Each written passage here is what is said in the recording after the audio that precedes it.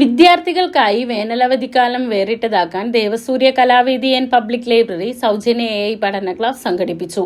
ഗുരുവായൂർ നഗരസഭ ആരോഗ്യ standing committee chairman Bindu Ajith Kumar class ഉദ്ഘാടനം ചെയ്തു.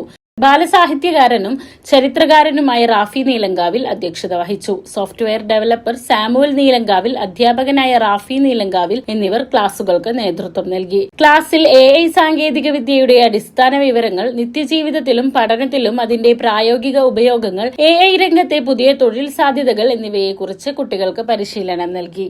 തുടർന്ന് LP തലം മുതൽ ഡിഗ്രി വരെയുള്ള 60ഓളം വിദ്യാർത്ഥികൾക്ക് പഠനോപകരണങ്ങളും വിതരണം ചെയ്തു.